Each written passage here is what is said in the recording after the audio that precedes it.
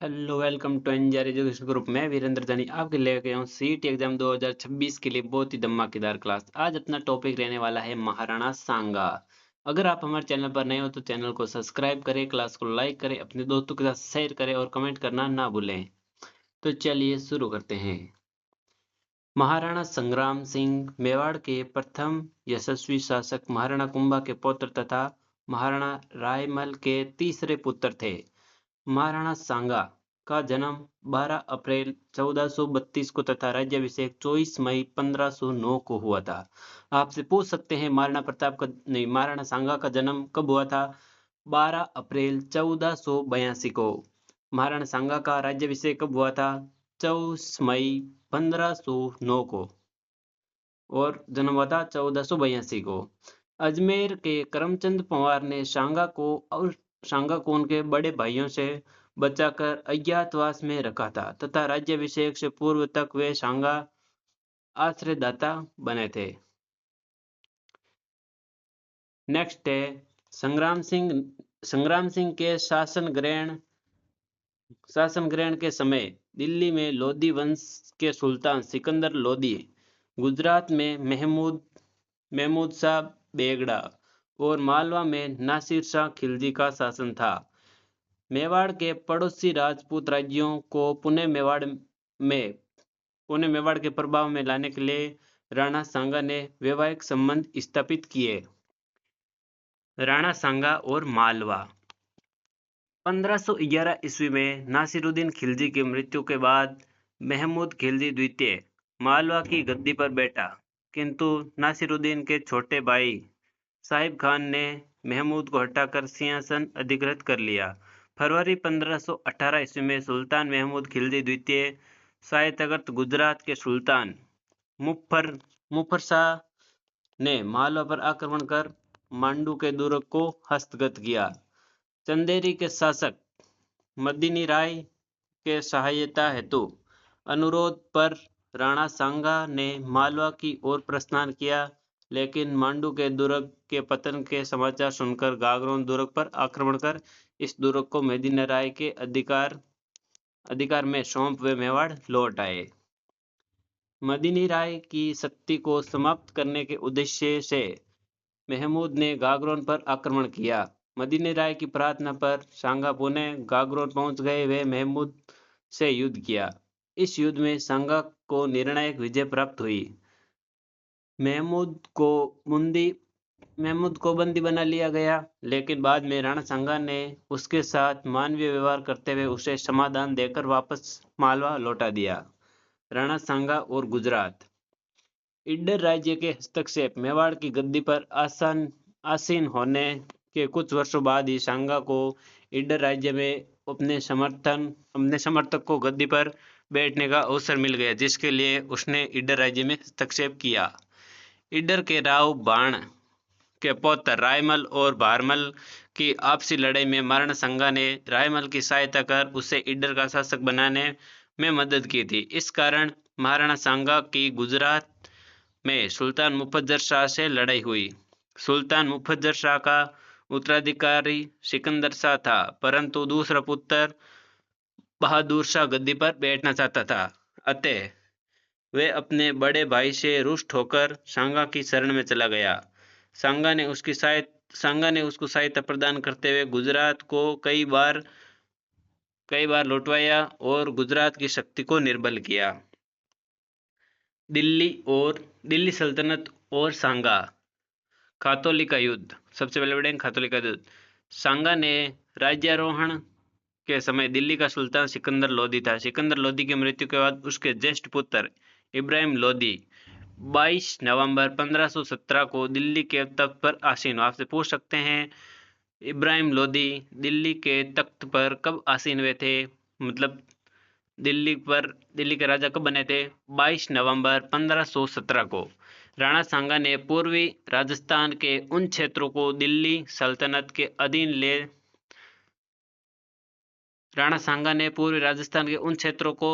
जो दिल्ली सल्तनत के अधीन थे जीतकर उन्हें राज्य में मिला लिया था। इसमें इब्राहिम लोधी ने क्रुद्ध होकर सांगा को सबक सिखाने के लिए मेवाड़ पर आक्रमण किया एवं दोनों के मध्य 1517 में हाड़ौती की सीमा पर खातौली का युद्ध हुआ। आपसे पूछ सकते हैं खातौली का युद्ध कब हुआ? 1517 में।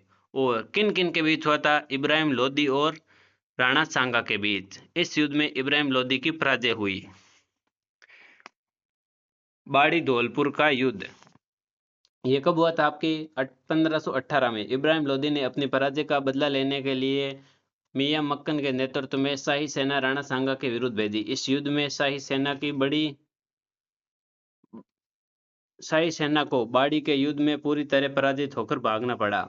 बाबर और राणा सांगा। राणा सांगा के समय काबुल का शासक बाबर मोहम्मद जाहिरुद्दीन बाबर था, जो तैमूर लंग के वंशज अमर शेख मिर्जा का पुत्र था। बाबर ने 20 अप्रैल 1526 को पानीपत की प्रथम लड़ाई में दिल्ली के सुल्तान इब्राहिम लोदी को परास्त कर दिल्ली पर मुगल शासन की आधारशिला रखी। आपसे पूछ सकते हैं पानीपत का प्रथम युद्ध कब लड़ा गया? 20 अप्रैल 1526 को।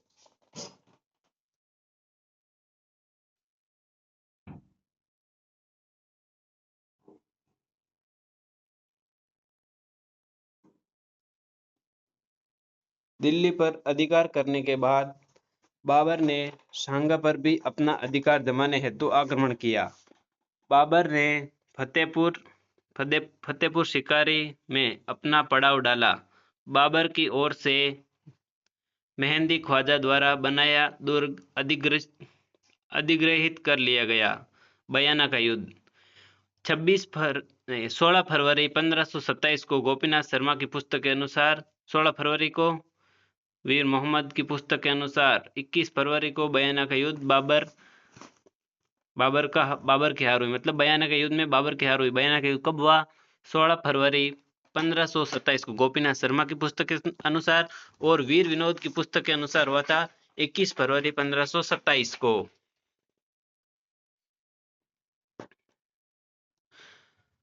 बाबर की सेना को हरा बयाना दुर्ग पर कब्जा कर लिया। राणा सांगा ने बाबर की सेना को हराकर बयाना के दुर्ग पर कब्जा कर लिया गया। बाबर ने इस हार का बदला लेने के लिए सांगा पर पुनः आक्रमण हेतु कूच किया। बयाना की विजय के बाद सांगा ने सिकरी जाने का सीधा मार्ग छोड़कर भुसावर होकर सिकरी जाने का मार्ग पकड़ा। वे भुसावर में लगभग 1 माह ठहरा रहा, लेकिन इससे बाबर को खानवा के मैदान में उपयुक्त स्थान पर पड़ाव डालने और उचित सैन्य संचालन का समय मिल गया। अब है खानवा का युद्ध।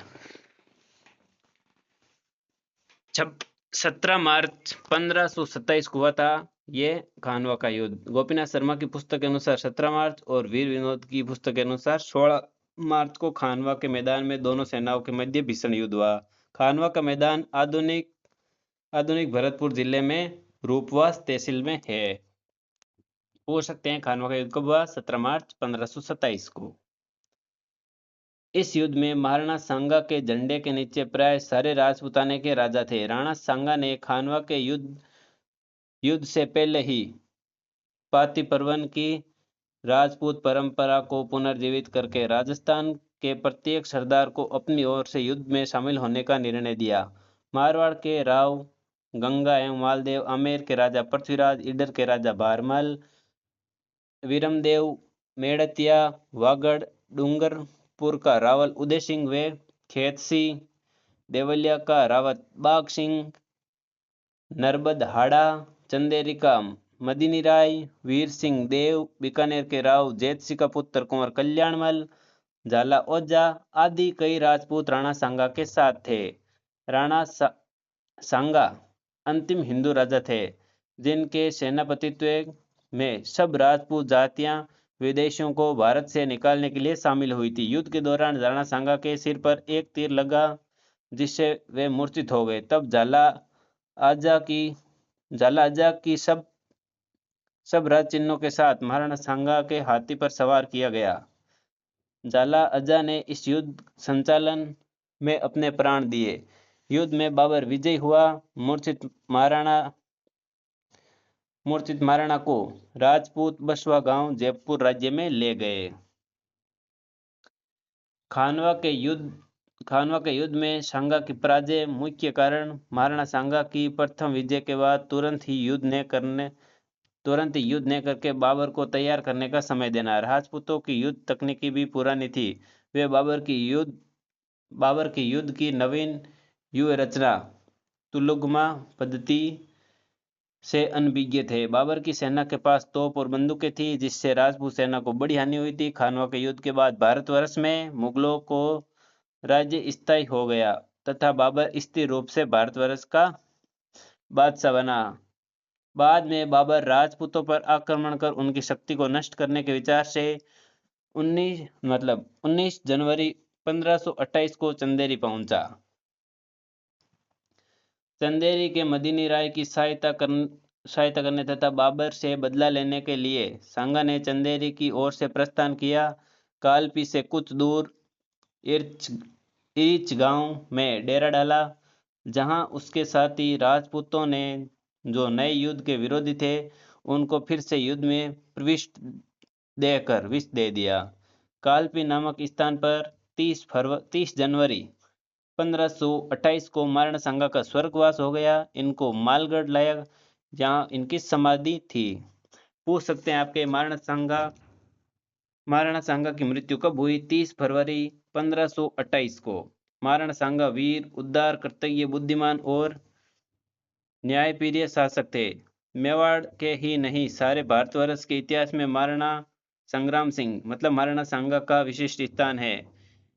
इनके राजकाल में मेवाड़ अपने गौरव और वैभव के सर्वोच्च शिखर पर पहुंच गया था, इसलिए उन्हें अंतिम भारतीय हिंदू सम्राट के रूप में स्मरण किया गया। महाराणा सांगा की मृत्यु के बाद 5 फरवरी 1528 को आसपास चित्तौड़ के राज्य का स्वामी राणा रतन सिंह हुए। महाराणा रतन सिंह की सन 1531 में बूंदी के राजा सूरजमल के साथ आपसी लड़ाई मृत्यु हो गई। साथ ही सूरजमल को भी मारा गया। फिर रतन सिंह के छोटे भाई विक्रमादित्य 1531 में मेवाड़ के राजा बने। आपसे पूछ सकते हैं, रतन सिंह के छोटे भाई विक्रमादित्य मेवाड़ के राजा कब बने? 1531 में। इस समय गुजरात के सुल्तान बहादुर शाह ने सन 1533 में चित्तौड़ पर आक्रमण किया। रानी करमवती ने बादशाह हुमायूं से सहायता मिलने की आशा पर अपना वकील उसके पास भेजा, लेकिन उसने सहायता नहीं की। अतः करमवती ने सुल्तान से संधि की। 23 मार्च 1533 को सुल्तान चित्तौड़ से लौट गया। 1534 में सुल्तान ने फिर आक्रमण किया। महाराणा विक्रमादित्य को तो उदय सिंह सहित बूंदी भेज दिया गया। युद्ध तक देवलिया के रावत बाघ सिंह का महाराणा का प्रतिनिधित्व बनाया गया। रावत बाघ सिंह दुर्ग के पाड़नपोल दरवाजे के बाहर तथा राणा सज्जा व सिंह हनुमान पोल के बाहर लड़ते हुए वीर गद्दी को प्राप्त हुए। सेनापति रूमी खां के नेतृत्व में बहादुर शाह की सेना विजय हुई और हाड़ी रानी करमवती ने 8 मार्च 1535 को जौहर किया। ये युद्ध पूर्ण हुआ। ये युद्ध चित्तौड़ का दूसरा साका कहलाता है। आपसे पूछ सकते हैं चित्तौड़ के दूसरे साके के बारे में। लेकिन बादशाह हुमायूं ने तुरंत ही बहादुर शाह पर हमला कर दिया, जिससे सुल्तान कुछ साथियों सहित मांडू भाग गया। बहादुर शाह के हारने पर मेवाड़ ने सरदारों को पुनः चित्तौड़ के किले पर अधिकार कर लिया। फिर विक्रमादित्य पुनः वहां से शासक हो गए। 1536 में दासी पुत्र बनवीर ने एक दिन रात के समय महाराणा को सोते हुए मार डाला और उदय सिंह का भी वध करना चाहा, लेकिन स्वामी भक्त पन्नाधाय ने अपने पुत्र चंदन का बलिदान देकर उदय सिंह को बचा लिया। मेवाड़ का स्वामी बनकर बनवीर राज्य करने लगा। उदय सिंह द्वितीय को लेकर पन्नाधाय कुंभलनेर पहुंची। वहां के किलेद्वार आशा देवपुरा ने उन्हें अपने पास रखा। 1537 में कुछ सरदारों ने उदय सिंह द्वितीय को मेवाड़ का स्वामी मानकर कुंभलगढ़ में राज्याभिषेक किया। आपसे पूछ सकते हैं, उदय सिंह द्वितीय का राज्याभिषेक कहाँ हुआ था? कुंभलगढ़ में। उदय सिंह ने सेना एकत्रित कर कुंभलगढ़ से ही चित्तौड़ पर चढ़ाई की। बनवीर मारा गया। 1540 में उदय सिंह अपने प्रतीक राज्य के स्वामी बने। 1559 में महाराणा उदय सिंह ने उदयपुर शहर की नींव डाली। इसी सन में उदय सागर भी बनने लगा। 1565 में पूर्ण हुआ। मुगल बादशाह अकबर ने 23 अक्टूबर 1567 को चित्तौड़ किले पर आक्रमण किया। महाराणा उदय सिंह ने मालवा अच्युत शासक राज बहादुर को अपने यहाँ शरण देकर अकबर के लिए चित्तौड़ पर आक्रमण करने का अवसर उपस्थित कर दिया। महाराणा उदय सिंह राठौड़, रायमल और रावत पत्ता को सेनाध्यक्ष नियुक्त कर कुछ सरदारों सहित मेवाड़ के पहाड़ों में चले गए। अकबर से युद्ध में जयमल और कल्ला राठौड़ हनुमानपोल व भैरवपोल के बीच और रावत व पत्ता रामपोल के भीतर वीर गति को प्राप्त हुए। ये राजपूत स्त्रियों ने भी जौहर किया। 25 फरवरी 1568 को अकबर ने किले पर अधिकार कर लिया। ये चित्तौड़ दुर्ग का तीसरा साका था। आपसे पूछ सकते हैं तीसरा साका कौन सा था? जयमल मेड़तिया और पत्ता सिसोदिया की वीरता पर मुग्ध होकर अकबर ने हाथियों पर चढ़ी हुई पाषाण की मूर्तियां बनवाकर आगरा के किले के द्वार पर खड़ी करवाई। महाराणा उदय सिंह का 28 फरवरी 1572 का गोगुंदा देहांत हो गया, जहां इनकी छतरी बनी। आपसे पूछ सकते हैं महाराणा उदय सिंह का देहांत कब हुआ? 28 फरवरी 1572 को। कहां पर हुआ? गोगुंदा में। आप हमारी क्लास में यहाँ तक बने रहे, इसके लिए आपका बहुत बहुत धन्यवाद। अगर आपको हमारी क्लास अच्छी लगी तो क्लास को लाइक करें, कमेंट करें, अपने दोस्तों के साथ शेयर करें। मिलते हैं नई क्लास में नए टॉपिक के साथ। तब तक के लिए bye bye, take care, Radhe Radhe.